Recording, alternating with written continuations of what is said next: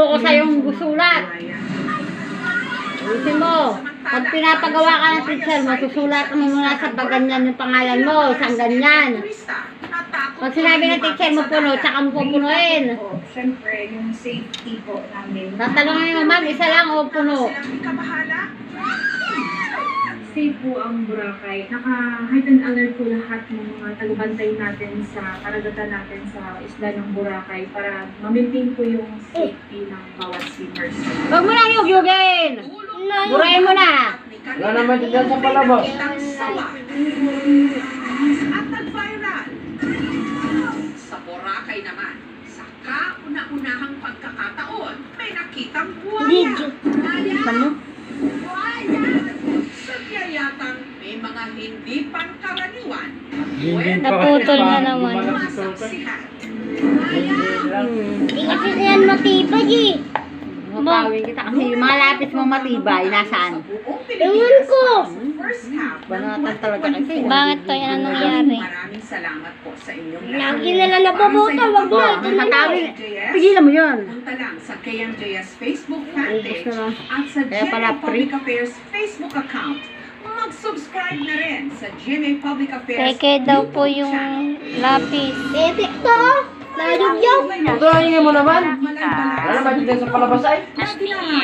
dahil nakakapagpalakad daw. Anong pangalan mo? Ang Ilito. B. See Nunez. is to believe. Justin, lalaki Hindi lang ito para sa mga mahihirap Touch ang pa naman. puso.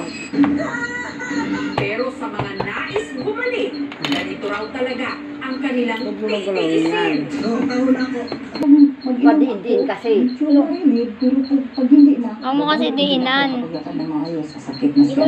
Para may pampagamot at pampaopera, nagbenta sila ng 3 hektaryang lupa. Ang nagastos namin, mga 100 plus. Malaki-laki rin yung nagastos namin baso. Grade ano ka na? Grade Hindi lang daw ang kanyang mga binti ang tila nabalda, pati na rin ang pag-asang Maaga ka gigising.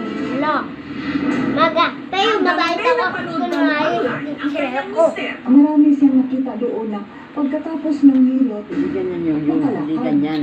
Kaya nitong nakaraang buwan, mula Panabo, bumiyahe si Nanay Tita ng 5 oras, Pamalay-Balay City sa Bukidnon para magpahilot. nang dumating kami, wala nang anong seremonyas, patiga na lang ako. Abang tahon ako.